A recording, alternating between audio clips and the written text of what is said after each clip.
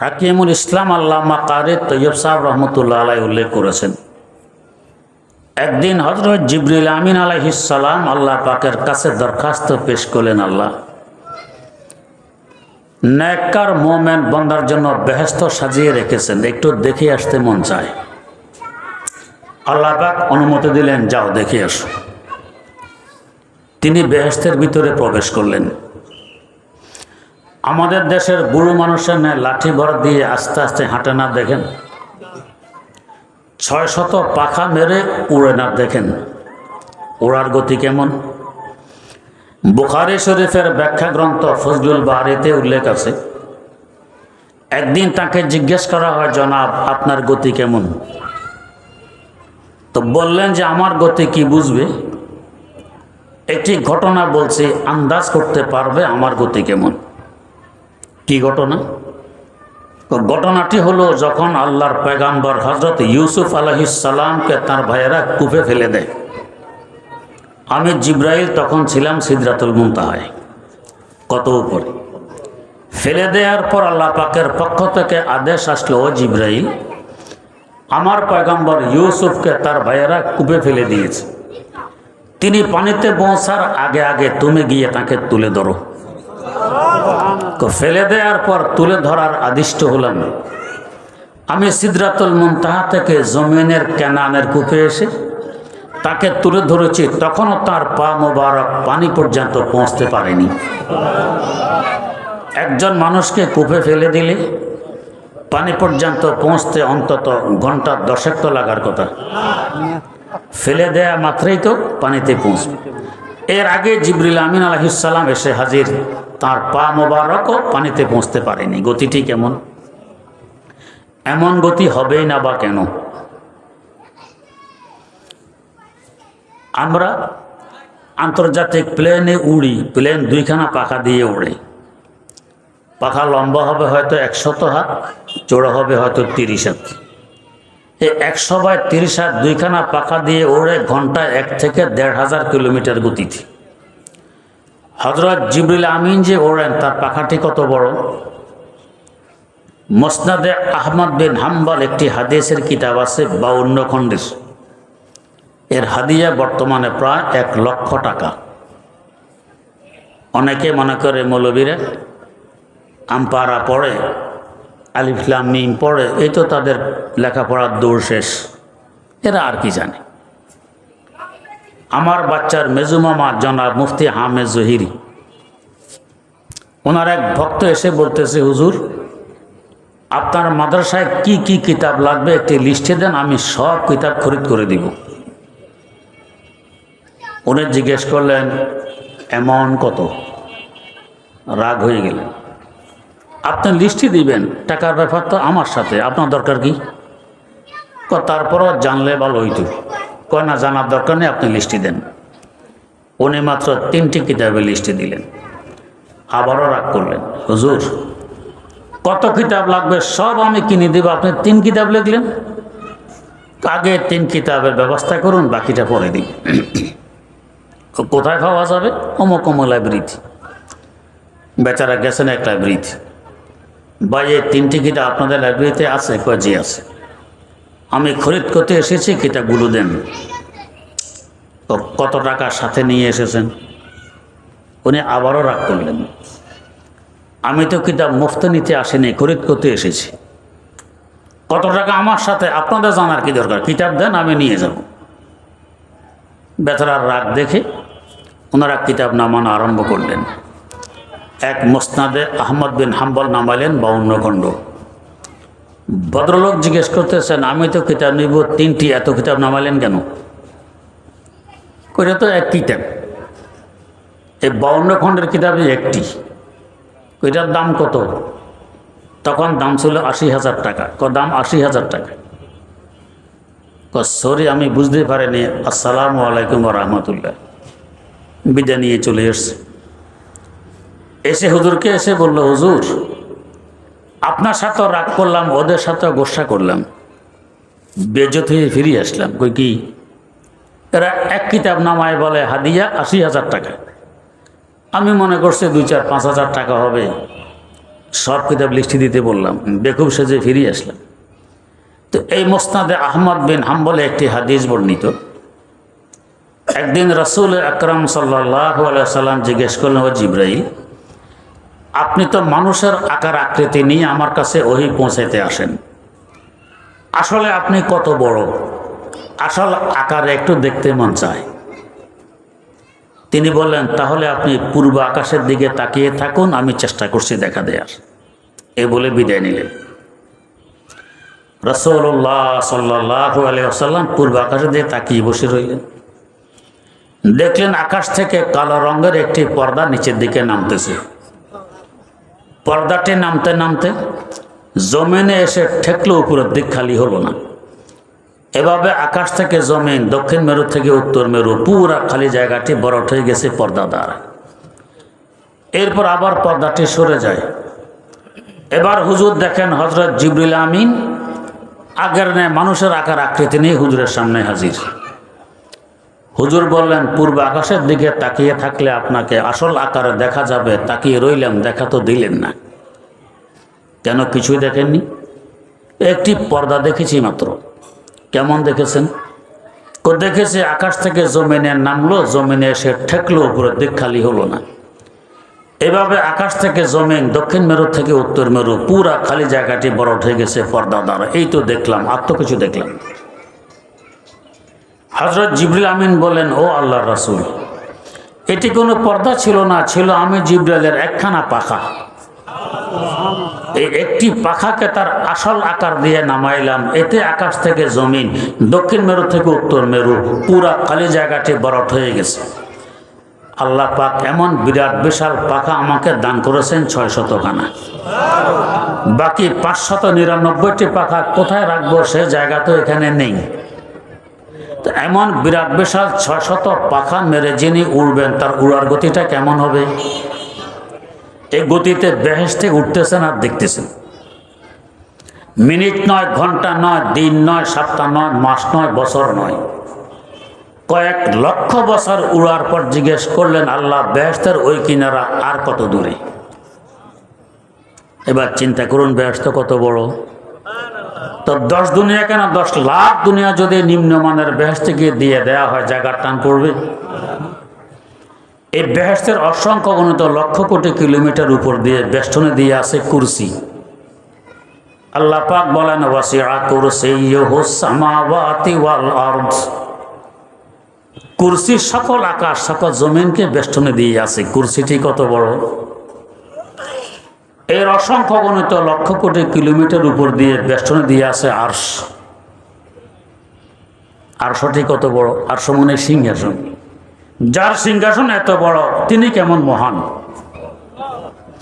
এই আরশ মোল্লার উপরে লেখা আছে গালাবাত রহমতি গজবি। আল্লাহ পাক বলেন, আমার রহমত আমার গজব থেকে অনেক বেশি। তার মানে ওইটা হইল রহমতের বেষ্টনী। আরশ মোল্লার চতুর্দিক দিয়ে হলো রহমতের বেষ্টনী, এটা নূরের দেশ। তার মানে আমাদের চতুর্দিক দিয়ে রহমতের বেষ্টনী আরশের উপর থেকে। আর আমাদের মধ্যে আছে আরেক রহমতের কেন্দ্র, রহমতুল্লিল আলামিন সাল্লাল্লাহু আলাইহি ওয়াসাল্লাম। এখানে এক রহমতের কেন্দ্র, উপরে রহমতের বেষ্টনী, মধ্যখানে আমরা। না হয় যে পরিমাণ নাফরমানিতে গোটা দুনিয়া নিমজ্জিত, দুই দিকে রহমত না থাকলে এক ফোঁটা পানির উপযুক্ততা আমাদের আছে? তাই আল্লাহর এক ওলি বলেছিলেন, আয় রব তো কারিমি ও রাসূলে তো কারিমি, আয় রব তো কারিমি ও রাসূলে তো কারিমি, সদা শুকরকে হাসতে মুমিয়ানে দো কারিমি। আল্লাহ, তুমি এক মেহেরবান খোদা, তোমার হাবিব সাল্লাল্লাহু আলাইহি সাল্লাম আরেক মেহেরবান রাসূল। দুই মেহেরবানের মধ্যখানে আমরা। আশাবাদী ফেলে দিতে পারবে না। আল্লামা হালি মুসাদ্দাসের মধ্যে মুনাজাত লিখেছেন, हमने के हैं या बद हैं फिर आखिर है तुम्हारे, हमने के हैं या बद हैं फिर आखिर है तुम्हारे, निस्बत बहुत अच्छी है मगर हाल बुरा है, निस्बत बहुत अच्छी है मगर हाल बुरा है। আল্লাহ, আমি নেককার হই আর বদকার হই, আমার সম্বন্ধ বড় উদ্দেশ্য। তোমার দিকে তাকাইলে আমি তোমার বান্দা, তোমার হাবিবের দিকে তাকাইলে আমি তার উম্মত। সম্বন্ধে উর্ধের হলে পাওয়ার কত বাড়ে। রাতে 2টা বাজে পুলিশ এক যুবক ধরে নিয়ে এসেছে, হাতে পিস্তল। থানায় আনার পর বলে, চিনেন আমি কে? কয় কে? আমি প্রধানমন্ত্রীর বাগিনে। কি করবে এখন? সসম্মানে ঘরে নিয়ে পৌঁছে দিয়ে আপনি আরামে ঘুমান সম্বন্ধের কারণে। আর যদি আমি সমাদ আলীর ছেলে, তো ডান্ডা একটা তো মাটিতে পড়বে না। তো আল্লামা আলী বলেন, আল্লাহ গুনাহগার তো ঠিক, সম্বন্ধ উর্ধের, তোমার দিকে তাকাইলে আমি তোমার বান্দা, তোমার হাবিবের দিকে তাকাইলে আমি তার উম্মত। আশাবাদী ফেলে দিতে পারবে না। এই যে আরশমালার উপর রহমতের দেশ, নূরের দেশ, সেখানে বসবাস করে আমাদের বাইরের 5 বস্তু। আমাদের কলব, আমাদের রু, আমাদের সির, আমাদের খফি, আমাদের আখফা, এরা থাকে নূরের দেশ, এরা নূরানি। যদি এর ভিতরের 5 বস্তুটা জুলমানি, অন্ধকার, এটাকে নূরানি 5 বস্তুর সাথে সম্পর্ক গড়ে দিতে পারি, ওই 5 বস্তুর প্রভাবে এই 5 বস্তু হয় নূরানি, তখন আত্মা হয় বিশুদ্ধ। আর যদি সম্পর্ক করতে না পারি ওই 5 বস্তুর জায়গায়, ভিতরে 5 বস্তুর জায়গায়, তখন এরা হয় জুলমানি, অন্ধকার, তখন আত্মা হয় অশুদ্ধ, কলুষিত। এখন বুঝার বিষয়, এত উপরে 5 বস্তুর সাথে এত নিচের 5 বস্তু যোগাযোগ করাবো কিভাবে? সূর্য আমাদের পৃথিবী থেকে 9,30,00,000 মাইল দূরে। ছাদের নিচে গিয়ে সূর্যের রৌদ্র ঢোকে না তো। একখানা আয়না যদি সূর্যের মুখোমুখি করে প্রকাশ ছাদের নিচে ফেলতে চান, পারবেন কি না? পারবেন। সূর্যের দিকে তাকানো যায় না, চোখে পানি আসে। আয়নার ভিতরে সূর্যের দিকে গিয়ে তাকানো যায়, এখানেও তাকালে চোখে পানি আসে। তো 9,30,00,000 মাইল উপরে সূর্যের রৌদ্র আর কিরণ একখানা ছোট্ট আয়নার মাধ্যমে নিয়ে এসেছি ছাদের নিচে। এই প্রকাশের সাথে আরেক আয়নাকে যদি মুখোমুখি করে আরো দূরে নেওয়া যাবে কিনা? এভাবে 1,00,000 কোটি আয়নার মাধ্যমে 1,00,000 কোটি কিলোমিটার দূরে নেওয়া যাবে কিনা? যাবে। তো আল্লাহ রাব্বুল আলামিন ওই আরশের মোলার উপরে নূরের দেশের 5 বস্তুর নূর আর রহমত এখানে আনার জন্য একখানা আয়না আমাদের কাছে পাঠিয়ে দিয়েছেন। সে আয়না হলো মুহাম্মাদুর রাসূলুল্লাহ সাল্লাল্লাহু আলাইহি ওয়াসাল্লাম। এই আয়না পাঠিয়ে দিলাম, আয়নার মাধ্যমে সেখানে নূর তোমাদের কাছে এসে গেছে। ওই আয়নার মুখোমুখি 1,00,000 সাহাবায়ে কেরামের কলব, তাদের আয়না, এরা হয়ে গেছে সাহাবাতু কুল্লুহুম উদুল, সকল সাহাবী জান্নাতি। আহলুস সুন্নাহ ওয়াল জামাতের আকীদা কি? সকল সাহাবী জান্নাতি। মুফতি আজম বাংলাদেশ আল্লামা মুফতি মোহাম্মদ ফয়জুল্লাহ রহমতুল্লাহ আলাইহি লিখেছেন, কুল সাহাবারা দিলানা ইয়ার জান জান্নাতি হাসতাম দে বেশক জুমলা শাহ দরহকে শাহ বদগুমানি হামাকুন নিজ গাহে বদজবানি হামাকুন জুমলা লগজি শায়ে শাহ মাহফুজতে দা নসে কুরআন ও হাদিস মুদবরা। সকল সাহাবী জান্নাতি কেন? ওই আয়নার মুখোমুখি করতে পারছেন। সাহাবে কেরামের কলবের মুখোমুখি আয়নার মুখোমুখি করেছেন তাবেইনরা, তাদের মুখোমুখি তাবেইনরা।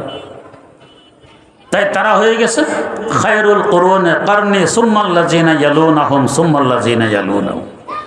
এই 3 যুগ হলো স্বর্ণ যুগ। এমন যুগ জমিন কখনো দেখেনি, আকাশও কখনো দেখেনি। এভাবে বুজুর্গানে দিনের কলবের মাধ্যমে আমাদের পর্যন্ত এসেছে সেই আরশের মোলার উপরে নূর এবং রহমত।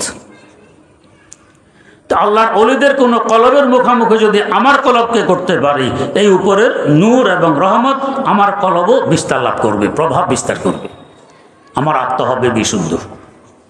এই জন্য পীর মুরিদের সিলসিলা। হক্কানি কোনো পীর আল্লাহর ওলিকে পেলে তার কলবের সাথে আমার কলবকে জুড়ে দেয়, মুখোমুখি করে দেয়, আমার কলব বিশুদ্ধ হবে। এত উপরের নূর এবং রহমত আমার কলবে প্রভাব বিস্তার করবে। যদি এভাবে করতে পারে আমার দাম কোটি কোটি গুণ বেড়ে যাবে।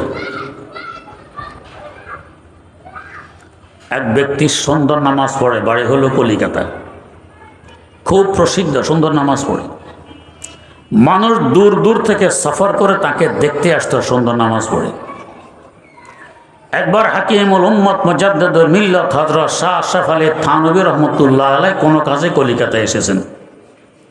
হযরতের কৌতূহল হইল, আমি একটু লোকটিকে দেখে আসি, সুন্দর নামাজ পড়ে। লোকটি নামাজ পড়তে কলিকাতা আলিয়া মাদ্রাসার মসজিদে, হযরত এখানে এসেছেন। হযরতকে দেখে ইমাম সাহস করে না হযরতের সামনে নামাজ পড়াবে। বাধ্য হয়ে হযরত 2 রাকাত নামাজ পড়াইলেন। নামাজ শেষে ওই সুন্দর নামাজওয়ালা লোকটি বলছে, মানুষ বলা বলি করে আমি সুন্দর নামাজ পড়ি, এগুলো আমার নলেজে আছে। দূর দরাজ থেকে সফর করে আমাকে দেখতে আসে, তাও আমার অজানা নয়। মাওলানা থানভী আজ আমার এখানে এসেছেন আমাকে দেখতে, এটাও আমি জানি। তবে আজকে যে তিনি 2 রাকাত নামাজ পড়াইলেন, যদি শুধু এই 2 রাকাত নামাজ তিনি আমাকে দিতে রাজি হন, আমি আমার সারা জিন্দগির সকল সুন্দর নামাজ তাকে দিয়ে দিব। ওনার 2 রাকাতে এত মূল্য কেন? তাকে একদিন জিজ্ঞাসা করা হয়, আশরাফ আলী তো মুকাম্মাল আজ কামালে কি সিতি, তো মুজাম্মাল আজ জামালে কি সিতি, তো মুজাম্মাল আজ জামালে কি সিতি। ও আশরাফ আলী, দাওরায়ে হাদিস তুমিও পড়েছো, আমরাও পড়েছি। যে কিতাবগুলো তুমি পড়েছো আমরাও পড়েছি। তোমার দ্বারা এত কিতাব লেখা হচ্ছে, এত হেদায়েত হচ্ছে, আমাদের দ্বারা হচ্ছে না, ব্যবধান কোথায়? হযরতের নামে বিভিন্ন ইউনিভার্সিটিতে এখন পিএইচডি হয়, ডক্টরেট ডিগ্রি নেওয়া হয়। এক ডক্টর তার থিসিসে লিখেছে যে আমার খোঁজাখুঁজি অনুযায়ী বর্তমান বিশ্বের মার্কেটে হযরত থানভীর নামে 2800 কিতাব পাওয়া গেছে। তো তুমি এত কিতাব কিভাবে লেখো? তো জবাব দিলেন কি, মাম্মো কাম্মাল আজ কামালে হাজিয়াম, মাম্মো জাম্মাল আজ জামালে হাজিয়াম, মাম্মো জাম্মাল আজ জামালে হাজিয়াম। ও প্রশ্নকারী, এগুলো আশরাফ আলীর কৃতিত্ব নয়, আশরাফ আলীর হাজী সাহেবের জুতার দুলির বরকত। সৈয়দ তায়েফা হযরত হাজী এমদাদুল্লাহ মুহাজির মক্কি রাহিমাহুল্লাহ, তার জুতা সোজা করা কিছুদিন আশরাফ আলীর ভাগ্যে জুটেছিল। সেই বরকতে আশরাফ আলীর মাধ্যমে এত কাজ হচ্ছে। তোমাদের ভাগ্যে জুতা সোজা করা জোটেনি, তোমাদের মাধ্যমে এত কাজ হচ্ছে না। মাম্মো কাম্মাল আজ কামালে হাজিয়াম, মাম্মো জাম্মাল আজ জামালে হাজিয়াম। কলবের সাথে কলব জুড়ে দাও। তাই বুজুর্গান দিন বলেন, রক্তে দাড়ি সিনা রাবা সেনা এ, রক্তে চোবা আয়না এ বা আয়না এ, রক্তে চোবা আয়না এ বা আয়না এ। এক আয়নার সাথে আরেক আয়নার যোগাযোগের মাধ্যমে 9,30,00,000 মাইল উপরের সূর্যের আলো কোটি কোটি মাইল দূরে নেওয়া যায় এক কলব নামক আয়না থেকে আরেক আয়নার মাধ্যমে। এভাবে তোমার কলব আরশের উপরের নূর এবং রহমত প্রভাব বিস্তার লাভ করতে পারে। আল্লাহ রাব্বুল আলামিন আমাদেরকে তৌফিক দান করুন, এমন একজন বুজুর্গের সাথে সম্পর্ক গড়ে তুলে আমাদের আত্মাকে বিশুদ্ধ করতে পারি, তবে আমরা সফল কাম। আর যদি তা না পারি আমরা ব্যর্থ, শান্তির বাতাস আমাদের গায়ে লাগবে না। আল্লাহ রাব্বুল আলামিন আমাদেরকে তৌফিক দান করুন। সুবহানাল্লাহি ওয়া বিহামদিহি, সুবহানাকাল্লাহুম্মা ওয়া বিহামদিক, আশহাদু আল্লা ইলাহা ইল্লা আনতা আস্তাগফিরুকা ওয়া আতুবু ইলাইক।